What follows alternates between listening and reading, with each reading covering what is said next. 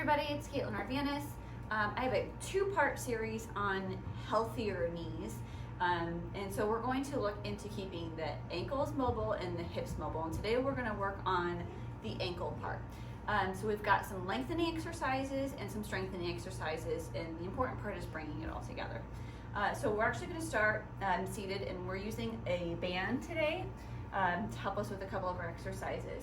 So first thing is a tibialis raise. It's really just a contraction in the front of the shin.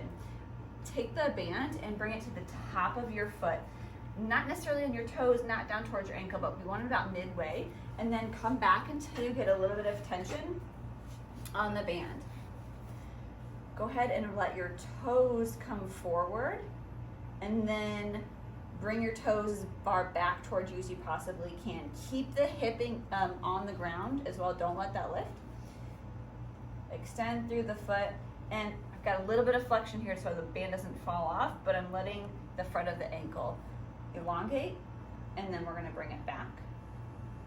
With something like this, it's better to do slower and more repetitions with a lighter resistance. All right, from here, I'm going to actually rotate towards the band a little bit so that I can do some external rotations with the foot, and this is going to get the pronator. So outside edge of this calf. And what I want to do is I want to turn the outside edge of my foot out and rotate it just slightly. So I'm not letting my leg go anywhere. I'm just working on the ankle and moving the foot. This is something that gets tender a lot for me when I do a lot of walking, like a lot of cardio on the treadmill. This outside area will start to get tender. So this is a nice activator as well. Again, high repetitions, slower reps. From here, we're going to stand and do some arch raises. And you'll notice these are all done without shoes because I want you to really engage your feet. So I want you to stand hip distance apart, maybe rock back and forth on the feet a little bit, just so you can get a good idea of where things are and where you're distributing your weight. I want you to make sure you're pushing your big toe down and then the outside edges of your foot. I want you to let your arch fall down and towards the mat, and then I want you to lift it up as high as you can, pushing your big toe down and the outside edge of your foot. So we're gonna let that fall in slowly, intentionally, and then lift up that arch, and you're gonna find some roundness in your foot as well. So we're gonna hold that and then slowly let it back down. Good. All right, so from here, I like to just crack the toes, pedal out the feet, get those loose again, and then we'll move into the next exercise, which is what's gonna be what I call toe crunches. And what I just want you to do here is pull your toes and dig them down and back, and you might even feel your heel lift up off of the floor and come forward.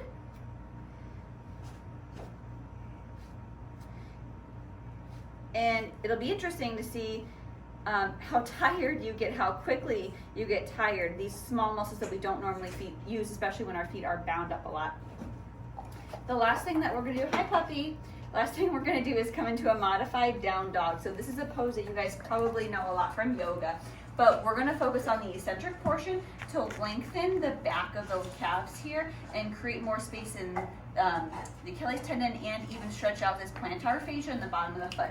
So you're gonna come down into a downward facing dog, and here's the easy way to make sure that you're in the right position is come to a quadruped position. So hands and knees, make sure your shoulders and hips are stacked, and then you're just gonna tuck the toes,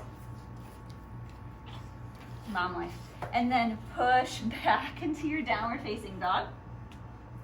Right, so this is probably gonna be really, really tight for a lot of you right here trying to get the heels down. What I want you to do is really bend into your knees. So we've got a lot of knee flexion here, and this is gonna give you some ease on your calves.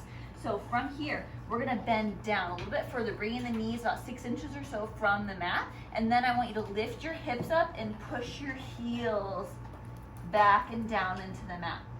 So really slowly work on coming down, get a nice stretch in the back of the calf and in the sole of the foot, and then push back. So you can monitor the intensity of that as well. If you need a deeper stretch or if you need less. Creating more pain for yourself is not necessarily going to get you more mobile and more flexible any faster. So make sure you're giving yourself some grace and a little bit of space. and just work on them when you can. If you have any questions, feel free to leave me a comment or send me a message directly, and thanks for watching, guys.